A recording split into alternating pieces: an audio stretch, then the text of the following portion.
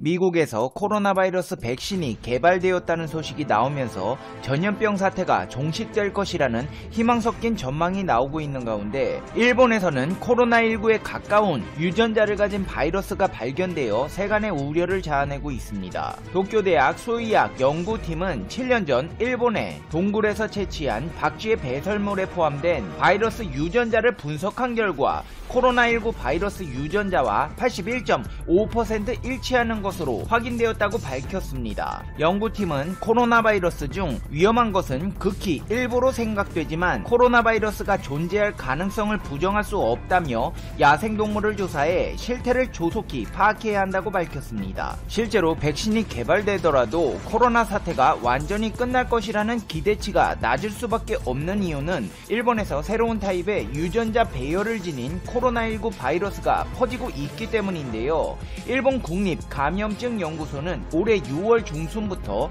도쿄를 중심으로 전국 각지에서 급격히 늘고 있는 확진자 다수가 새로운 타입의 코로나19 바이러스에 감염된 것으로 파악되었다고 밝혔습니다. 올해 3월 일본에서 감염이 확산될 때는 유럽계 통해 유전자 배열을 지닌 바이러스에 의해 전국 각지에서 집단 감염이 발생해 우려를 자아냈지만 5월 하순 진정된 바 있습니다.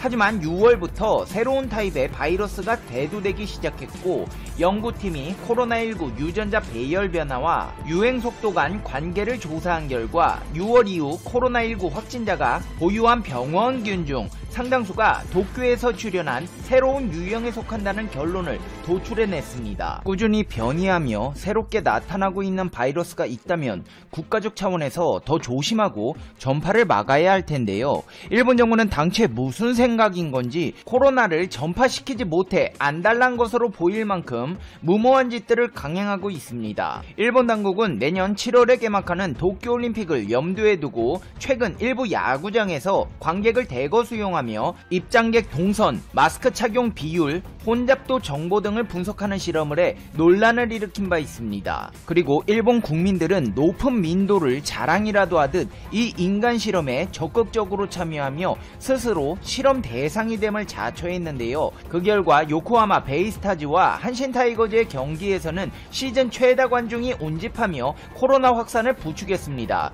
요코하마 스타디움엔 16,594명이 모여 베이스타즈 구단 기준 시즌 최다 관중을 기록했습니다. 직전 5경기 평균 13,661명보다 약 3,000명 많은 수치인데요. 이 시국에 만원 관객을 채워놓고 경기를 치렀다는 것입니다.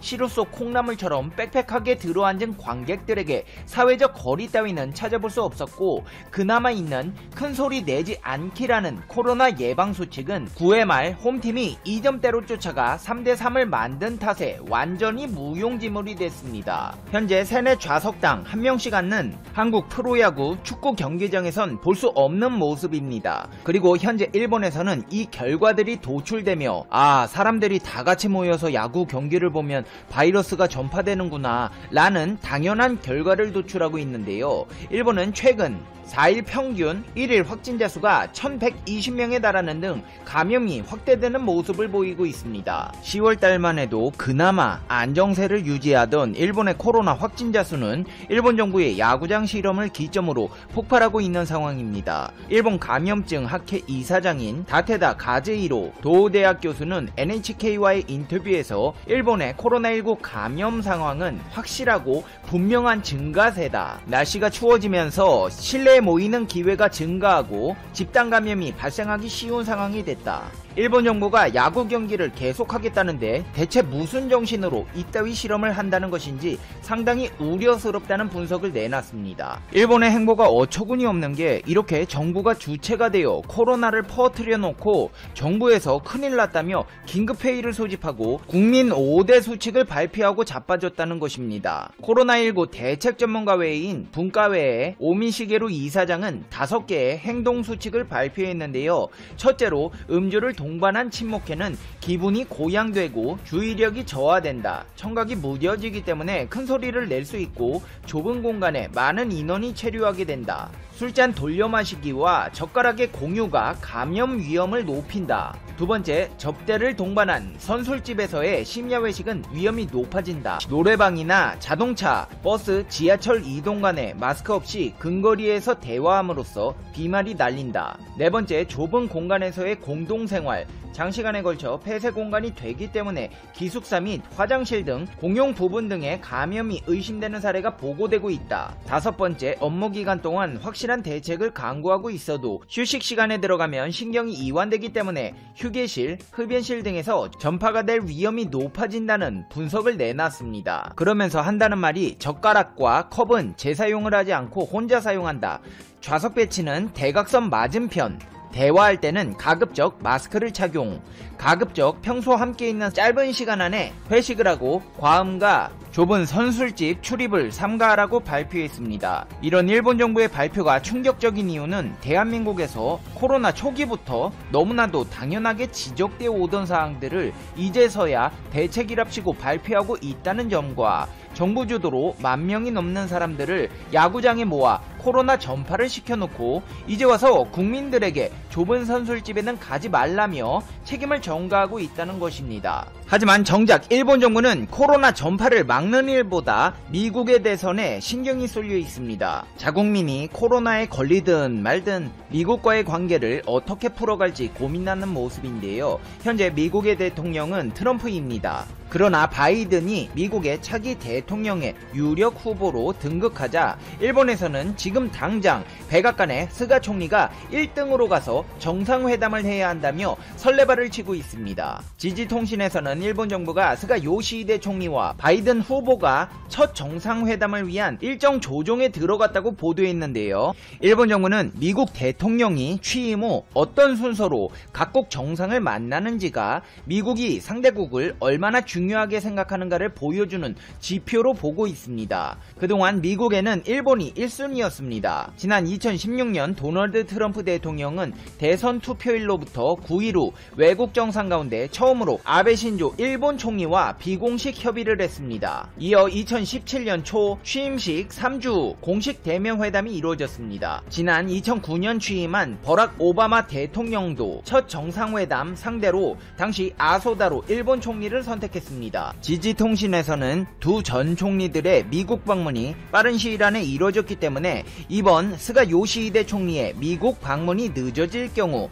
외교 분야에 취약하다는 스가 총리에 대한 그간의 부정적 평가가 확산될 우려가 있다고 밝혔습니다. 일본은 이렇게 미국 유력 대통령 후보인 바이든에게 공을 들이고 있지만 만약에 바이든이 대통령이 된다면 도널드 트럼프 대통령보다 한미 관계를 더 중시할 것이라는 일본 언론의 분석이 나왔는데요. 니혼게이자의 신문은 바이든 유력 후보가 한국이나 북대서양 조약기구와의 관계 회복을 위해 움직일 전망이라고 보도했습니다. 니혼게이자의 신문은 트럼프 정권에서는 한국이나 나토와의 관계가 뒤틀렸던 것으로 분석하고 일국주의에 경도됐던 트럼프와 비교하면 바이든은 대선을 통해 동맹이나 다국간주의를 중시하는 태도를 취했다. 트럼프보다 한미 관계를 중시할 것이라고 전망했습니다. 태영 삼성전자 부회장의 뉴삼성 시대가 개막하자마자 삼성 엔지니어링이 창사 이래 최대 규모의 수주 잭팟을 터뜨리면서 향후 이 부회장의 빨라질 경영 행보를 예고했다. 이 부회장은 본인과 관련된 재판은 물론 삼성의 향후 경영 방향 설정과 대규모 투자, 출장, 사장단 인사 등 산적한 업무에 대응하기 위해 부친상 직후 회사로 복귀해 현안을 직접 챙기고 있다. 30일 삼성에 따르면 삼성 엔지니어링은 멕시코의 국영 석유회사 페맥스로부터 4조 5천억 원 규모의 정유 프로젝트를 수주했다. 수주금액 4조 5천억 원은 삼성 엔지니어링이 지난해 매출액 6조 4천억 원의 70%에 달하며 창사 이래 최대 수주 규모다. 삼성 계열사 중에서는 지난달 초 삼성전자가 세계 1위 통신 사업자인 미국 버라이즌과 8조 원 규모의 5G 통신 장비 수출 계약을 체결한 이래 가장 큰 규모의 수주다. 멕시코는 원유 생산국임에도 정제시설 부족으로 석유를 수입하고 있다. 정제시설 마련이 시급한 상황에서 삼성 엔지니어링이 대규모 관련 프로젝트를 따내 멕시코 국민에게서도 큰 관심을 받고 있는 것으로 알려졌다. 삼성 엔지니어링은 이번 수주의 기본 설계 종합 설계 시공 연계 전략이 주요했다고 설명했다. 삼성 엔지니어링은 양질의 마케팅 경쟁력 확보와 사업 수익력 강화를 위해 설계 기술 경쟁력을 바탕으로 피드 분야를 꾸준히 공략해왔다. 피드는 플랜트의 전체적인 틀을 정하는 작업으로 설계 기술력과 경험이 매우 중요하다. 삼성 엔지니어링은 이번에 피드의 성공적 진행을 통해 EPC까지 연계 수주하게 됐다고 강조했다. 삼성 엔지니어링은 지난해 이 프로젝트의 피드를 수행했으며 이후 원만한 사업 진행을 위해 상세 설계, 주요 기기 발주, 현장 기초공사 등을 선제적으로 진행해왔다. 1단계 사업의 성공적 수행에 대한 발주처의 만족이 이번 2단계 수주로 이어진 것이다. 삼성 측은 피드 수행에 따른 높은 프로젝트 이해도가 추후 성공적인 EPC 수행에 도움이 될 것으로 기대했다. 세계적인 석유 기업 페맥스와 삼성 엔지니어링의 파트너십도 주목할 만하다. 2000년 첫 수주 이후 20년 동안 페맥스와의 인연을 이어온 삼성 엔지니어링은 이번 수주로 총 6개 5조 5천억 원 규모의 페맥스 경험을 쌓게 됐다. 이재용 삼성전자 부회장, 부친상 치르자마자 업무 복귀, 현안 해결 시급. 이 부회장이 부친상 이후 경영에 복귀하자마자 대규모 수주 소식을 전해 의미를 더했다는 평가다. 이 부회장은 전날에 이어 이날도 삼성 서초 사옥에 정상 출근해 업무를 본 것으로 전해졌다. 이 부회장이 대응할 가장 시급한 현안은 재판이다. 이 부회장은 당장 다음 달 9일에 열리는 이른바 국정농단 사건 파기환송심에 출석한다. 법조계 안팎에서는 이 재판이 이르면 올해 말 선고가 이루어질 정도로 빠르게 진행될 것으로 보고 있다. 내년 1월에는 삼성물산 제1모직 합병과 관련한 경영권 불법 승계 의혹에 관한 재판도 시작된다. 시급한 경영 현안 역시 많다. 다음 달 1일이 삼성전자 창립 51주년으로 이 부회장의 메시지가 나올지 주목된다. 1일이 휴일이어서 올해 행사는 다음 날인 2일에 열린다. 이 부회장은 창립 기념일에는 별도의 메시지를 내지 않다가 지난해 50주년을 맞아 이례적으로 도전과 기술, 상생을 통해 미래 세대에 물려줄 100년 기업을 만들자는 내용의 영상 메시지를 전달했다.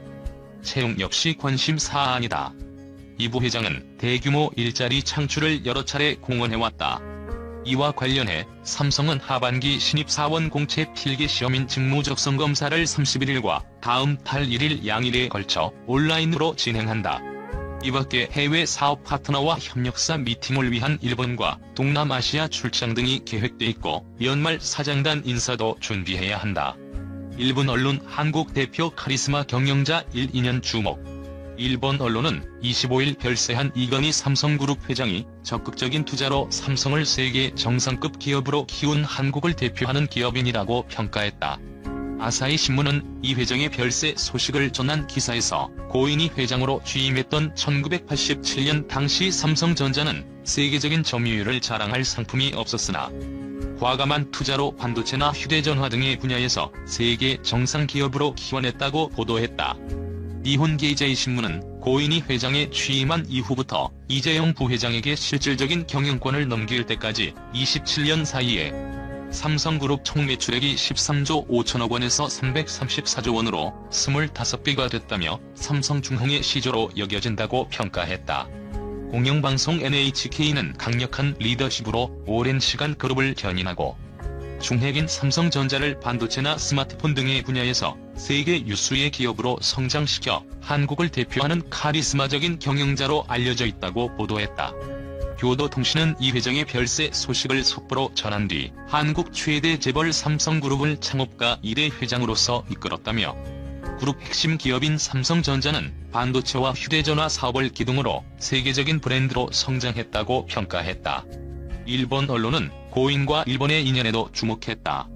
일본 최대 일간지 요미우리 신문은 이 회장이 소년 시절 일본에서 산 경험이 있고 1965년 일본의 사립 명문인 와세다 대학을 졸업했다고 전했다.